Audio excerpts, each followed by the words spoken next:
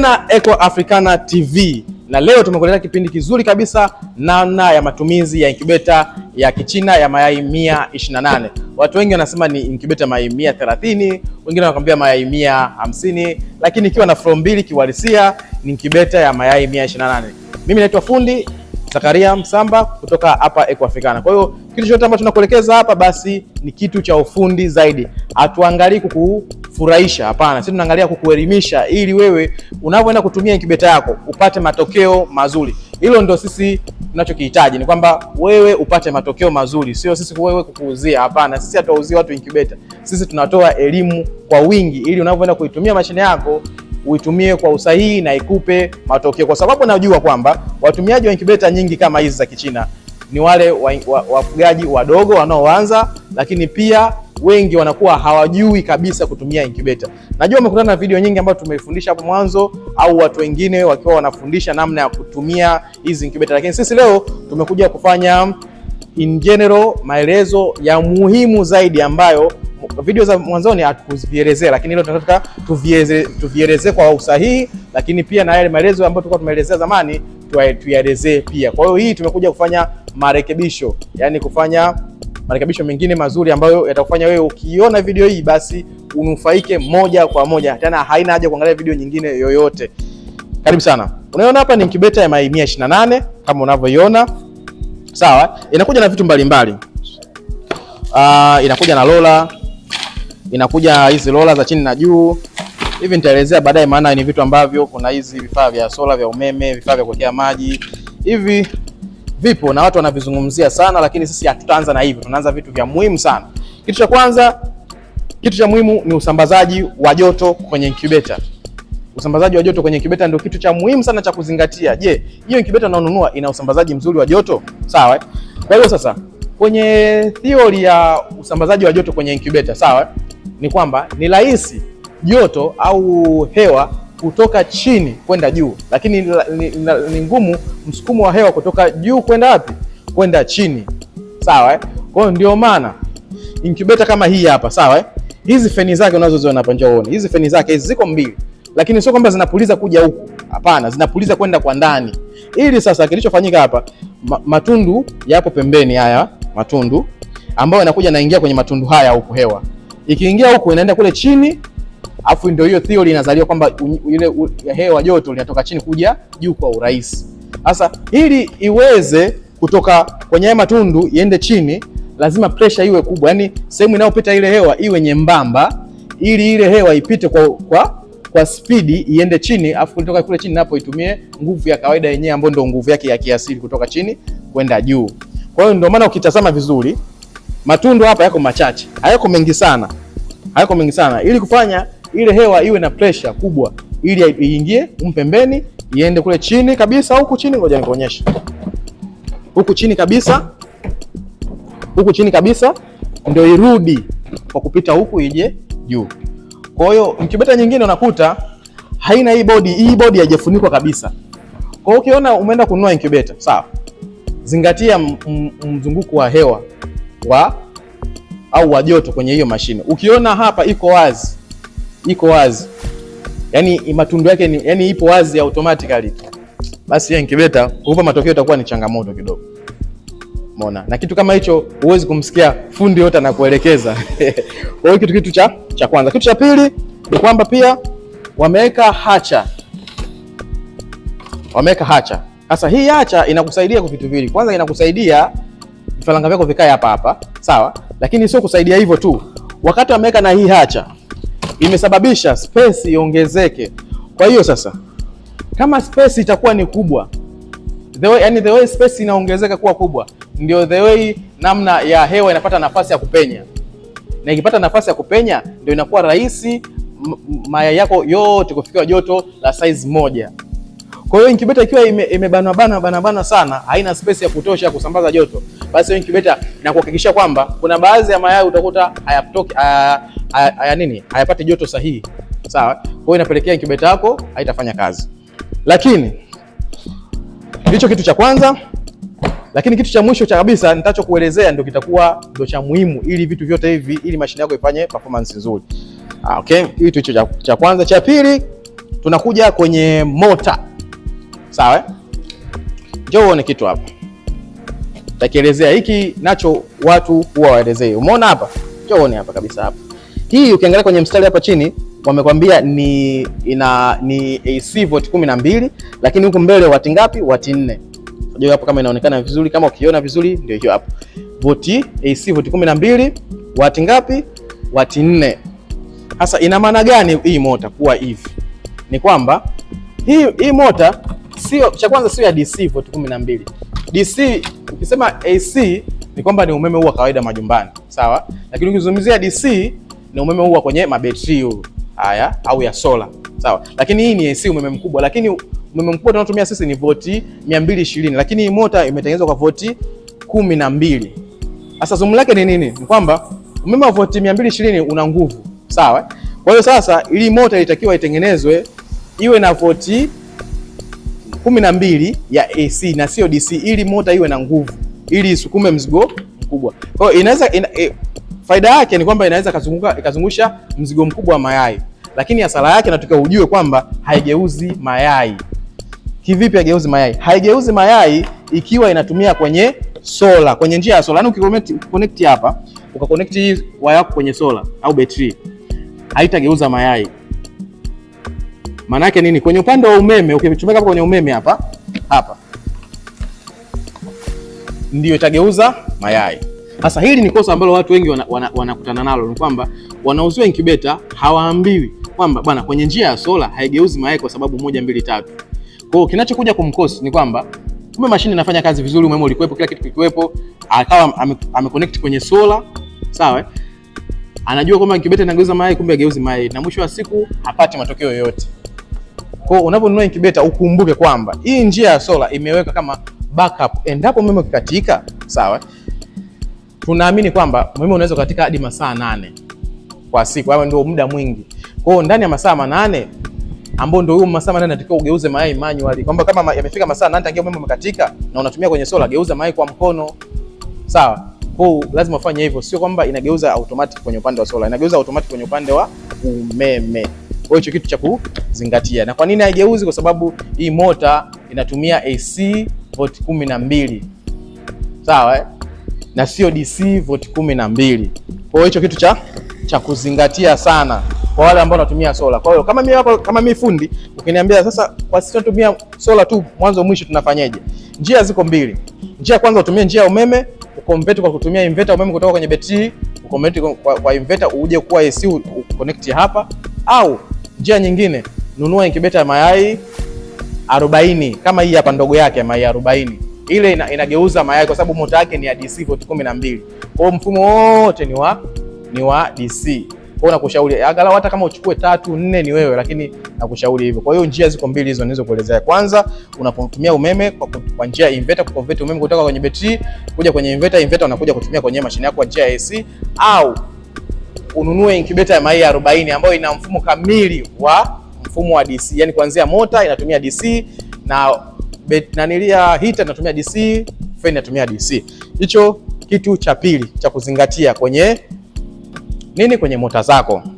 Kitu kingine tunakuja ni uwekaji wa maji. Uwekaji wa maji. Sawa? Hapa ndio sehemu ya kuweka maji hapa. Ngoja kwanza hizo lola nishushe chini. Hapa ni sehemu ya kuweka maji. Ngoja niweke hapa pembeni kabisa. Okay. Hapa ni sehemu ya kuweka maji. Kabla hujaweka maji kwenye chupa zako, kwa sababu chupa zinakaa hapa. Sawa? Na mirija yake hapa utafunga hapa, maji yanakaa hapa. Kabla hujaweka chochote, hujawasha mashine yako, weka maji kwanza, mimina maji humu kawaida. Chukua kikombe, toa hiyo mashine, mimina maji humu, mimina humu yajae kwenye hizi njia zote zijae maji. Ndipo utumie weka hapa. Kwa baada hapo utachukua mirija yako, ngoja nichukue hapa mirija. Utachukua mirija yako hii hapa, utaconnect huko. Utaconnect hapa. Sawa? Na hii nayo utachukua, utaconnect, utaweka mrija hapa. Utafunga hapa. Utachukua chupa yako utaiweka hapa. Hapa chupa unatumia chupa aina tofauti tofauti, zile za hizi za energy, chupa za energy hizi, chupa za juice hizi soda ndogo ndogo hizi. Unafunga hapa, unazungusha hapa, unaweka. Lakini hakikisha hizi chupa zako zipo katika level moja na hii na huu mfuniko, ili maji yako yaingie taratibu kwa chako. Kwa hiyo cha msingi cha kuzingatia, weka maji kwanza humu, ndio uweke kwenye chupa, ndio uweke mashine yako. Kwa kitu kinachofuata simple tu. Utaweka hiyo rola yako kwanza hapo, utapanga mayai. Nani hizi rola hizi? Utapanga rola hapa. Ngoja nikuonyeshe namna ya kupanga rola. Njoo hapa uone namna ya kupanga rola, sawa? Kama wewe unatumia kuku kwa kawaida, sawa? Utaconnect hapa, utaweka hapa. Unatakiwa usivuke hii. Unaiweka tena hii, unadumbukiza huku, unaweka hivi. Kwa hiyo space hii ndio space ya kuweka mayai ya kuku. Lakini ukitaka mweke mayai ya bata unavuka space moja hapa, unaweka hivi. Haya bata mzinga. Ukitaka batani au bata bukini, unachukua hii njia ya kwanza, unaiacha hii njia ya kwanza hii, unaweka hapa. Unaweka hapa njia ya kwanza, unaiacha. Unaweka pop. Unadumbukiza hapa. Umeona distance? Hii bata ya kawaida sasa ndio unaweka bata ya kawaida.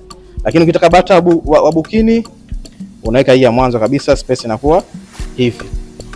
Ukitaka kuku unaitoa hii, unarudisha hapa, inakuwa hivi. Kwa hiyo unataka ujue size ya mayai ya bata ya kuku na bata bukini. Kwa hiyo unaweza kuweka hivyo. Faida nyingine ni kwamba unaweza kuweka rola zote hapa, sawa? Kuweka rola zote.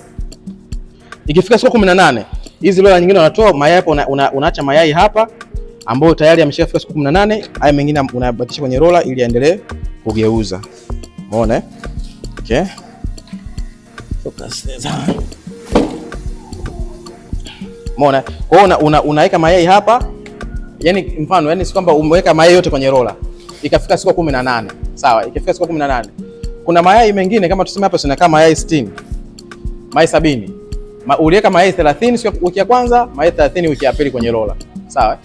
Ikafika siku 18. Kuna haya mengine yaliweka wiki ya kwanza. Yale wiki ya kwanza sameshafika siku 18. Unayatoa kwenye rola, unaweka kwenye hii hacha hapa. Alafu haya mengine ambayo hayajafika siku 18 unaacha kwenye rola pale pale. Kwa hiyo huko inaendelea kunini? Kusubiria kutotoleka, haya bado yanaendelea kugeuzwa. Kwa hiyo ndio faida yake. Kwa hiyo kama uliweka mayai yote siku moja, basi inakuwa haina shida. Unachofanya hapo baada hapo una kuconnect waya hizi hapa, hizi nyaya. Okay. Utapitisha hapo chini hapa. Utapitisha hapa kwenye hizi tundu hii. Utaleta hivi juu hapa. Utachukua hii, utaconnect hapa. Pap. Sawa. Kwa ajili ya kugeuza mayai. Alafu utachukua mfuniko wako huu, utamalizia hapa. Hapo, unaona? Unapo connect hapo. Baada hapo unafunika. Kwa hiyo hapa sasa incubator yako iko tayari kwa kunini? Kwa kuwasha. Kwa hiyo ukiwasha hapa itageuza mayai. Ukiwasha itageuza mayai. Ngoja tuwashe hapa. Tuweke kwenye umeme. Tuwashe mashine. Unaona? Ewa. Kwa hiyo ukiwasha mashine hapa, kama unavyoona hapa. Ukiwasha unavyoona hapa. Njoo uone hapa.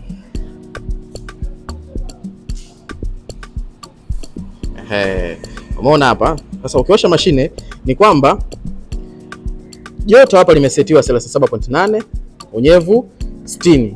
Lakini sasa mnetu sisi kuangalia kama inageuza mayai. Kwa hiyo kama ukitaka kujua inageuza mayai, bonya alama ya jumlisha hii hapa.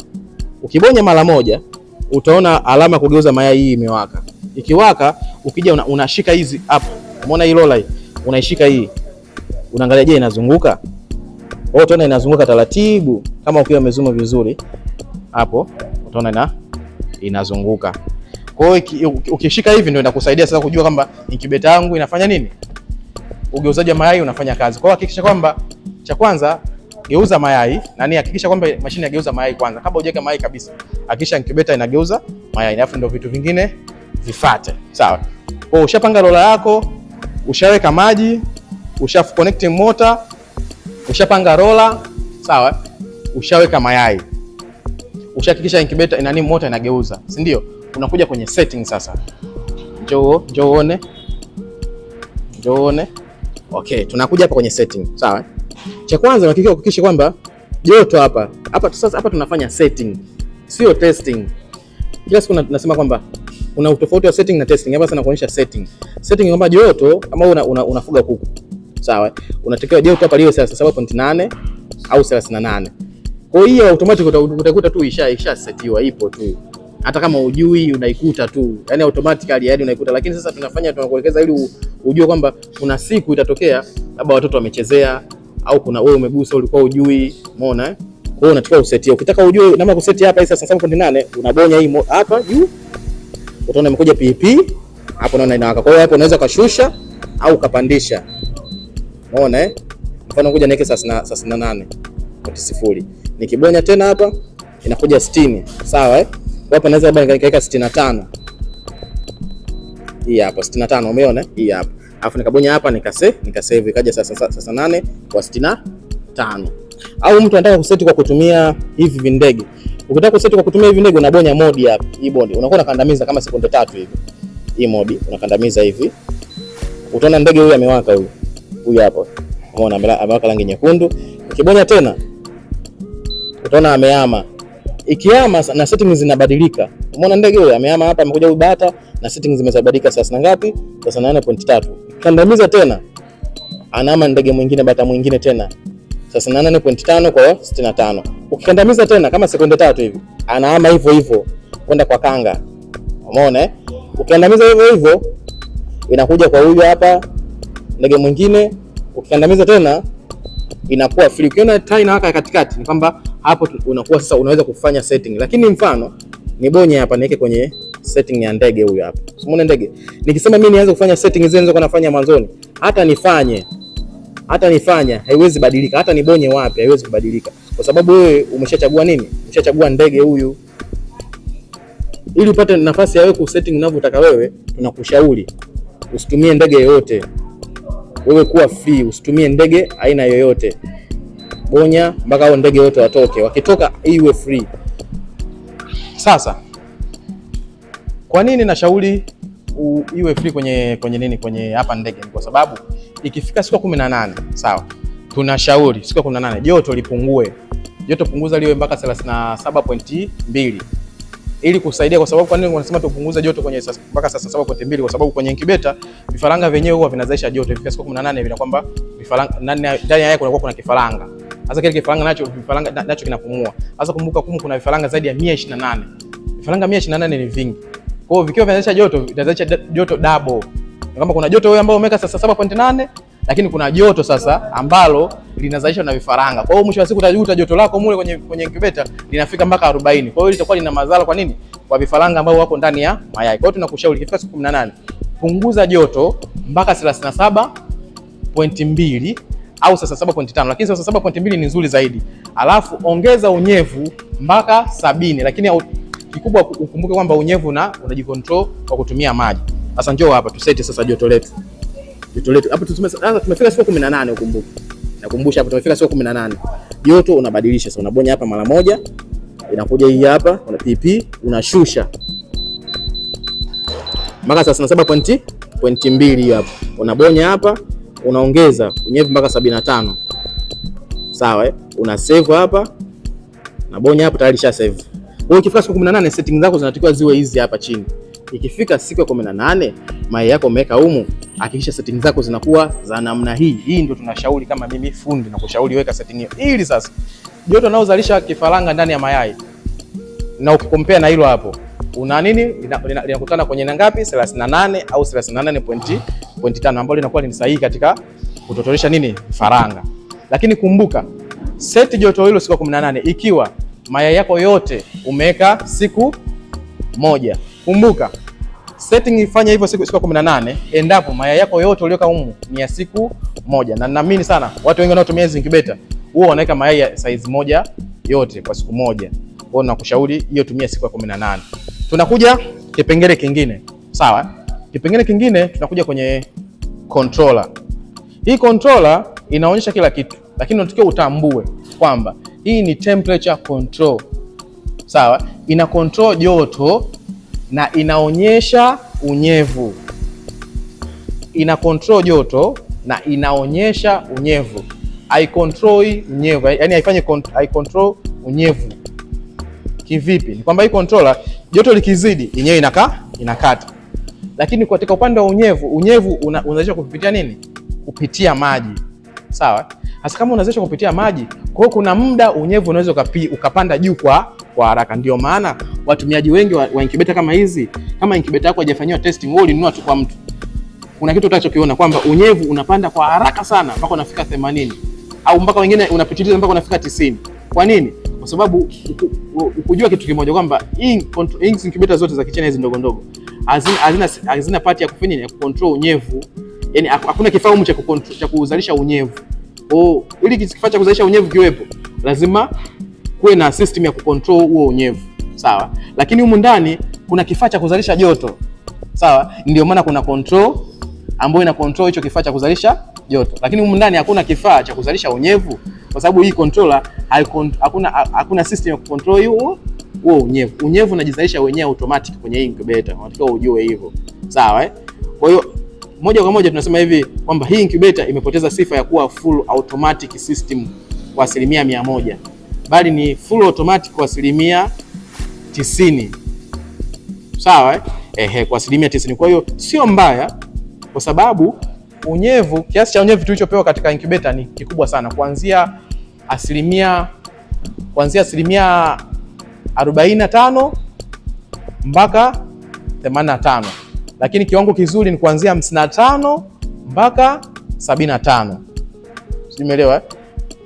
Kiwango tulichopewa ni kwamba ni kuanzia 45% unyevu unatakiwa ndani ya mashine mpaka 85. Lakini kiwango kizuri zaidi ni kuanzia 55% mpaka 75. Kwa hiyo ukiona unyevu upo hapo 50 ngapi, 60 ngapi, 70 ngapi, umeona hiyo yote ni unyevu uko sawa. Ndio maana kwenye hizi incubator ndogo hawakuweka system ya kucontrol unyevu. Kwa sababu incubator yenyewe ukiweka tu maji ina uwezo wa kuzalisha unyevu kwa uharaka na kwa spidi. Lakini sasa changamoto inakuja ni kwamba endapo unyevu kizidi kwenye incubator tunafanya nini? Na hilo ndio tatizo kubwa ambalo watu wengi wanaipata kwenye incubator. Sasa kwa sisi hapa tunachokifanya ni kwamba tunajua kwa sababu unyevu upo ndani mwingi, kuna kitu kinaitwa oxygen. Oxygen ikiingia ndani, yani ukifungua hii mashine unyevu unaisha au unapungua. Kwa theory ni hiyo. Kwa hiyo sisi tukahakikisha kwamba incubator ya mteja lazima iwe na matundu. Maana uangalie, njoo uone hapa. Njoo uone. Umeona incubator? Hii incubator ikija inakuwa haina matundu. Hasa matundu yana faida mbili. Faida ya kwanza ni kwamba kuhakikisha kubalance unyevu utaozalisha ndani ya mashine, cha kwanza. Cha pili, kuhakikisha oxygen inakuwepo ndani ya incubator. Kwa hiyo hapa tunahama sasa kwamba sawa, haya matundu yanasaidia kufanyaje? Kufanya kubalance nini? Unyevu. Lakini pia haya matundu yanasaidia kuleta oxygen. Nini umuhimu wa oxygen kwenye incubator? Sawa.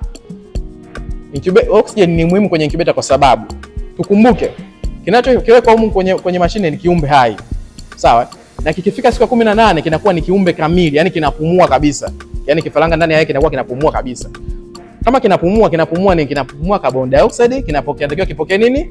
Oxygen. Sasa tufikirie kwamba wewe uko ndani ya chumba unapumua carbon dioxide na hakuna oxygen iliyoko humo ndani. Kinachotokea nini? Ni kifo. Sawa? Kwa kama ni kifo, ina kwamba haya matundu yana umuhimu sana sana. Kwa hiyo mtu ambaye ananunua incubator, hata ukifanywa vitu vyote hivyo, vikafanywa settings zote hizi, au wewe mwenyewe ukafanya hizi settings zote, lakini kama hakuna matundu incubator yako, vifaranga vitafia ndani ya mayai. Yaani hapo hakuna mjadala. Yaani hiyo ni lazima. Vinaweza vikafia nini? Ndani ya mayai. Vifaranga vingi. Hiyo kwa 50% inaweza ikaleta athari kwenye incubator kwa sababu ya oxygen. Kwa hiyo ni muhimu sana na kushauri. Hata si mashine zetu haiwezi kwenda kwa mteja haina matundu. Hata kama mchina ameleta haina matundu, lakini mimi ni fundi. Lazima nachukua changamoto za wateja wanazolalamika kutokana na mashine zao, tunatatua kutokana na mashine tulizo nazo. Kwa haiwezekani kwamba mashine mchina kaleta iko hivyo na sisi tukupatie wewe hivyo hivyo kwa sababu Mchina ndio katengeneza. Sasa sisi tufanyeje? Sisi tupo kwa ajili ya wewe mkulima, mfugaji, kuhakikisha unapata matokeo mazuri. Hilo ndio matamanio yetu ya kwanza kabisa. Kabla ya kukuuzia, sisi tunataka kwanza upate matokeo mazuri. Kwa hiyo ili upate matokeo mazuri, lazima sisi upatie kitu ambacho chenye uhakika wa kutotolesha, hakina kasoro lolote. Kwa hiyo weka haya matundu. Ndio maana sasa kuna kitu kingine kimeongezeka. Njoo uone. Unaweza kujiuliza kwa nini tumeweka matundu tena humu kwenye hii controller. Tumeweka matundu haya tena kwenye controller kwa sababu hizi controller zinawahi kufa endapo humu ndani kuzalisha unyevu. Ni kwamba unyevu unatoka huko ndani huko. Sasa hapa hii ni ufundi zaidi. Unatoka huko ndani. Hii plastiki inapata joto. Kwa hiyo lakini ukumbuke kwamba joto linazalishwa jingi maeneo haya. Sawa? Alafu hii controller iko jirani hapo. Sawa? Kwa joto linazalishwa kule na unyevu inaingia kwa mfumo wa mnururisho kuja humu kwenye hii controller kwa ndani. Wale waliosoma kidogo wanaelewa nini maana ya mnururisho. Kwa hiyo inanururisha yule unyevu unatoka upande mmoja kwenda upande mwingine kwa njia ya mnururisho, inaingia huko. Sasa ule unyevu ukiingia huko, ukikutana na controller, ile controller ikikutana na ule unyevu, hii controller ina nini? Ina burst, inapasuka. Sasa nini tufanye ili sasa hii controller ule unyevu usikae kwenye hii controller? Ndio tunaongeza matundu. Japokuwa Mchina mwenyewe aliweka matundu, lakini haya matundu bado hayajaleta performance nzuri. Njoo yaone. Mchina aliweka haya matundu haya kama unavyoona. Lakini haya matundu yalikuwa yapo kwa juu, hayapo kwa chini. Lakini huku space huku unajua hii controller haijafika huku, imeishia maeneo haya hapa. Hapa. Kwa huku kuna space ambayo hapo hewa ikiingia hapa inaenda chini kabisa, na hapa ikiingia, na hapa ikiingia, na hapa ikiingia, na hapa ikiingia. Kwa hiyo inahakikisha kwamba unyevu uliopo ndani ya humu kwenye controller unakauka kwa kuingiza hewa. Kwa ni muhimu sana. Kama wewe ushawahi kununua incubator design yoyote ile na sehemu hii ya controller haina sehemu ya kupumulia au matundu yako machache, nakushauri ongeza matundu. Nje hapo kuna siku tu hiyo mashine itakusurprise tu unakuta imezimika. Na hii kifa gharama yake kuanzia shilingi 70,000 mpaka 80,000 hii controller. 70,000, 80,000 zinapatikana hapa ofisini. Kwa baada ya kwenda kununua kujiwekea katika hatari ya kununua spare, ni heri utoboe matundu iwe hivyo. Lakini ukija kwetu sisi, hivyo vitu vyote ukinunua kwa incubator kwetu sisi, hivyo vitu vyote tunahakikisha tunaviweka sawa. Hivyo vitu vya muhimu. Kitu kingine cha muhimu pia, njoo uone. Hii sensor hii unayoiona hii hapa ilikuwa imefungwa hapa. Imefungwa hapa. Sawa. Kwa kuwa imefungwa hapa, kwa hiyo hii joto linazalishwa huko ndani. Kwa hiyo plastiki inakuwa ya moto sana. Kwa hiyo hii sensor inakuwa ina sense joto la hii kwenye hii plastiki. Na tukumbuke kwamba asili ya plastiki, yani asili yake ya plastiki tu ni kwamba inawahi kushika joto lakini inachelewa kutoa joto. Maana yangu nini? Ni kwamba kama hii sensor ikikaa hapa karibu na hii plastiki, itakuwa ina sense joto la la kwenye hii plastiki na sio joto la kwenye mayai. Sasa mtu ananunua incubator au muuzaji anauza incubator, akati hii sensor. Sasa tunaweza tukasema mteja anayeuza ana makosa. Tuachane naye. Basi wewe ndio mteja sasa, umeshapata hii mashine. Tunakushauri nyofoa hii sensor ining'inie namna hii. Ni muhimu sana hii sensor ya joto ining'inie. Ili sasa wakati unaweka hapa sense joto la kwenye kwenye mayai na sio kwenye plastiki. Ikae hivi ndio ufunike, ufanye hivi. Ni muhimu sana hiyo sensor kukata ining'inie. Hakikisha sensor yako ya joto inaning'inia usawa wa mayai kwenda chini. Isikae kwenye plastiki. Ikikaa kwenye plastiki itakuwa ina sense joto la kwenye plastiki. Kwa hiyo wewe unahisi mayai yanapata joto, kumbe yapate joto. Unahisi labda incubator yako ina matatizo, kumbe haina matatizo, lakini kumbe vitu vidogo sana ambavyo vinasababisha hayo makosa madogo yanasababisha wewe kupata hasara. Kitu cha mwisho kabisa ni kwamba incubator inatakiwa ifanywe testing. Sasa hicho ndio kitu cha muhimu kuliko vyote kabisa. Ushafanya vitu vyako hivyo, ushaweka matundu, ushatoba matundu, ushajua mota ipoje, inageuza mayai au geuzi mayai, inageuza mayai, ushaweka mayai yako, ushajua namna system ya kufanya mayai yako. Kitu cha msingi ni kuhakikisha mashine imefanywa testing. Anayekuuzia Kama hujui kufanya testing, basi wewe ilete kwetu sisi kufanyia testing. Lakini kama unataka mashine ambayo iliyofanywa testing, sisi kwetu pia tunauza. Sawa? Sasa testing ni nini? Testing ni kitendo cha kuhakikisha kwamba joto na unyevu unaozalishwa ndani ya mashine la uhalisia, yani ukiweka hivi mkono, joto lilopo humu ndani na unyevu uwe ni sahihi na unaosoma hapa. Sawa? Wewe imani yako kubwa, wewe mfugaji, unaangalia hii controller hapa umesha set. Sasa watu wengi wanasema kwamba mashine aliniambia ameshafanya setting. Mimi sijasema amefanya, mimi sijazungumzia masuala ya setting. Setting ishaelekeza hapa ku set. Nazungumzia testing, yani kuhakikisha je, joto la unyevu upo ndani ya mashine na hapa ni sawa? Isipokuwa sawa, shida ni nini? Kwanza tuseme kwanza matokeo yake ni nini? Matokeo yake ni kwamba mayai hayata nini? Vifaranga vitafia ndani ya mayai. Japokuwa umeme utakuwepo, maji yatakuwepo, sawa? Mashine ilikuwa inafanya kazi, na pia wewe hapo unaona joto linafika 7.8 na unyevu unafika 60 kiasi kinachotakiwa kile ulichoelekezwa. Lakini inafika mwisho wa siku mayai yanafia ndani ya incubator. Umeona? Vifaranga ni vinafia ndani ya yai. Havitoki. Yaani vilikuwa vinafanya process lakini vimeishia njiani, vimekufa. Sasa hiyo tatizo linasababishwa na nini? Ni kwamba hiyo tatizo linasababishwa kwamba hizi sensor zinakuwa zinachelewa kupeleka taarifa kwenye controller yako. Sawa? Au zinawahi. Sasa tufanye hivi, tujaribu. Je, ikitokea hizi sensor zikawahi kupeleka taarifa kuliko uhalisia, ni kwamba sasa zikiwahi kupeleka taarifa, hii sensor itajua kwamba joto limeshafika 37.8, lakini ndani ya incubator joto na unyevu upo chini kwa sababu imewahi kupeleka taarifa zisizo sahihi. Umeona? Lakini ikitokea kwamba hizi sensor zikachelewa kupeleka taarifa, sawa, humu ndani joto litakuwa jingi, lakini huku nje itakuwa joto nini? Dogo. Kwa hiyo hii controller itaendelea kusema kwamba natakiwa nizalishe joto. Kumbe joto ndani humu lishazidi kitambo sana. Ndio maana kuna muda mwingine incubator nyingine mtu akishika hii mayai anaona kama ameshachemshwa. Umeona? Anafika huko mwishoni, ndio dalili ya kuona kama incubator mfano labda inachelewa kupeleka taarifa. Usiku ukija kupasua mayai utakuta ndani mayai yanakuwa yana maji meupe tu. Yaani yale maji meupe na njano yamechanganyikana. Yaani kile kiini cha njano kile, kuna ndani kwenye yai kuna sehemu mbili, kuna kile kiini cha njano na kuna ile maji yale meupe. Ukipasua hivi unaona yamechanganyikana. Hapo sasa inasababisha nini? Kwamba joto lilikuwa, hizi sensors zinapeleka taarifa kwa taratibu kwenye controller. Kwa joto likawa jingi size ya kuchemsha hayo mayai. Umeona?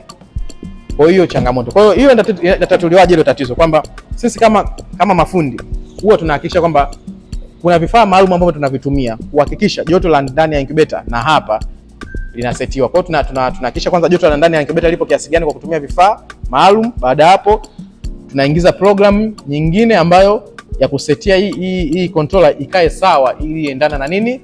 Na joto la ndani. Kwa hiyo hicho ndio kitu ambacho tunakifanya. Kwa hiyo kama wewe ni muhanga, umelinunua incubator ina changamoto kama hiyo, au umenunua incubator hujui tatizo ni nini, basi hiyo mashine yako ikifanywa testing incubator. Kwa hiyo tunakushauri ilete ofisini kufanya testing incubator. Kwa incubator hizi ndogo za kuanzia hii mayai 128 ni shilingi 50,000. Kuanzia hii kwenda chini shilingi 50,000. Lakini ukija kununua sisi incubator kwetu, sisi hiyo testing incubator tunakufanyia for free kabisa. For free kabisa. Mfano kama incubator mayai 128, sawa? Ukinunua kwetu kwa shilingi 700,000 na 470,000, 470,000 incubator utaipata kwetu kwa shilingi 470,000, lakini testing inakufanyia bure na usafiri mpaka ulipo. Incubator ndogo yake ya mayai 70 utaipata kwa shilingi 370,000, full testing pamoja na usafiri bure. Lakini pia kuna ndogo yake ambayo nilizungumzia hapo mwanzoni, mayai 40 ambayo tunauza 300,000, nauza 200,000 na 250,000 mpaka mkoa uliopo pamoja na testing bure. Kwa hiyo huduma ya testing ni muhimu. Ni muhimu sana incubator yako kufanya test. Japokuwa utakuwa umefanya vitu vyote hivi, ni muhimu sana kufanya testing incubator ili mashine yako ifanye vizuri. Cha mwisho kabisa ni kwamba kuna sehemu ya kufanyia hapa testing. Njoo uone hapa. Nilikuwa nimesahau hapa. Hii hapa ya kufanyia testing ni kwamba hii ni taa kwa ajili ya kufanya candling wanasemaga. Candling nini? Ni kwamba kuhakikisha kwamba je, una uhakika kwamba yai ambalo linawekwa kwenye mashine linatotolesha, sawa?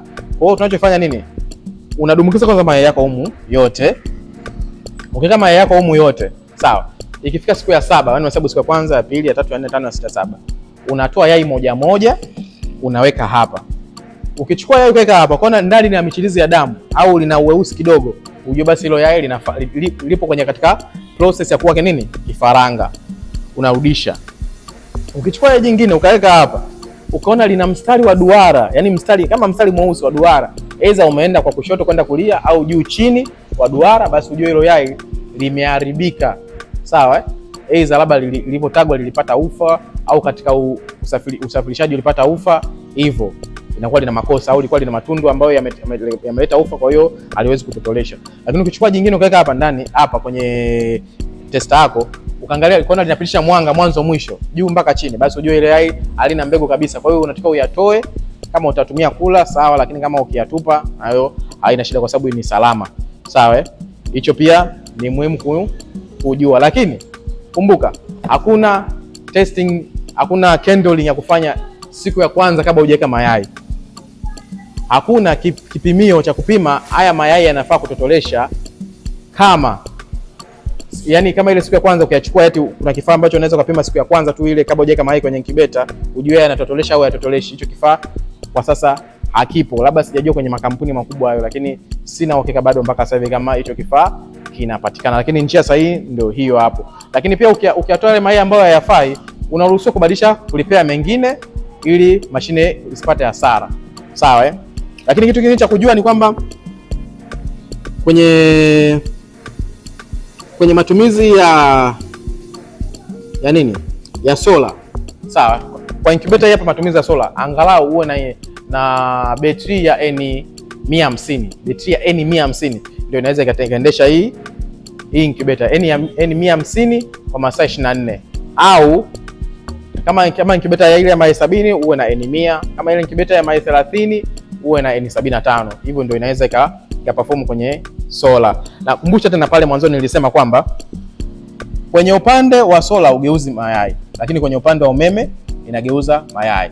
Kama ukitaka utumie upande wa sola geuze mayai, sawa ukitaka upande wa sola geuze mayai, basi hakikisha kama wewe hauna umeme kabisa, basi njia ya kwanza uwe na betri, uconvert kwa inverter, utumie njia ya umeme, sawa Lakini kama unatumia kwenye betri, kwenye sola huko, sawa ikifika masaa 8 geuza mayai mwenyewe kwa mkono, sawa Njia ya pili ni kwamba nisema kwamba kama maeneo ulipo hakuna umeme na una sola tu peke yake, njia kwanza nilikwambia inverter. Njia ya pili ni kwamba nunua incubator mayai 40. Ukinunua incubator mayai 40 ndio itakufaa wewe kwenye kuendesha mfumo wako wa sola, kwa sababu ile incubator mfumo wote ni wa AC, yani wa DC, yani kwenye upande wa motor ni DC, wa heater ni DC, fan ni DC, kwa hiyo controller ni DC, yani kila mfumo wote ni wa DC. Kwa hiyo ukitumia kwenye direct kwenye sola inafanya kazi vizuri na perform, inageuza mayai kila kitu.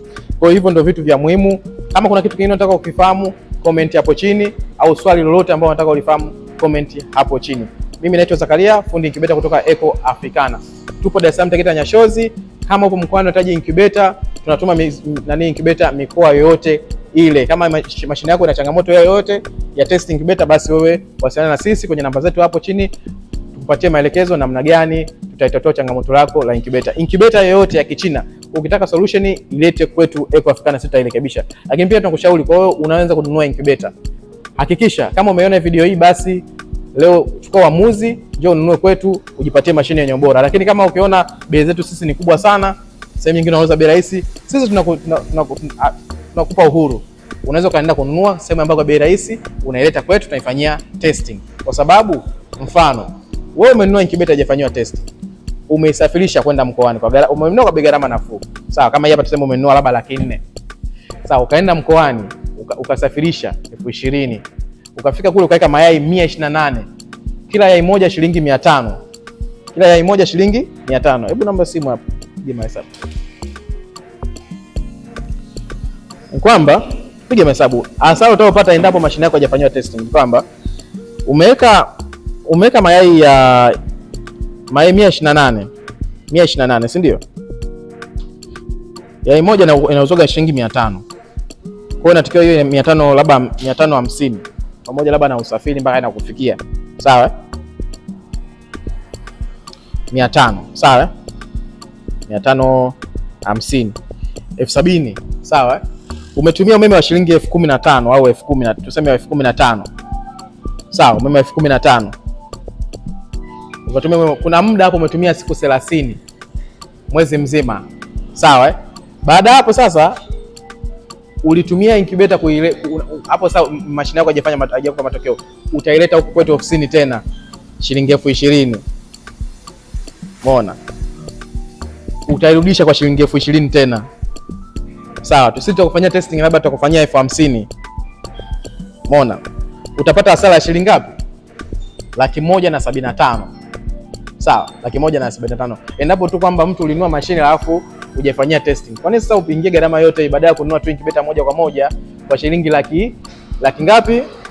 Laki 470 pamoja na usafiri mpaka inakufikia, na unakuwa unapata kitu cha usahihi. Sisi hatujali wewe kukuuzia tu incubator. Sisi tunachokijali kwamba wewe upate matokeo kwanza, baadaye tukuuzie. Ndio maana mteja mimi akija kwangu akisema kwamba nimuuzie kwa gharama ndogo, naambia hivi, huduma ninayokupa ni muhimu kuliko hiyo bei. Kwa sababu mimi ninachojali wewe ni wewe upate matokeo, sio kukuuzia bei ndogo. Japokuwa 400,000 unaweza kupata sehemu nyingine kwa kuuzia 100,000, lakini hasara utakuja kupewa kuingiza baadaye, cha kwanza kitakuvunja moyo, sawa, utapata na hasara. Lakini kuepuka hivyo vyote, ni heri mtu upate mashine ambayo ishafanywa check up kila kitu, baada hapo upate matokeo mazuri. Karibu sana kwa Africana. Fuga kisasa, fuga kibiashara. Tukutane kipindi kijacho. Usisahau comment hapo chini swali lolote unalo wataka tukujibu. Asante sana.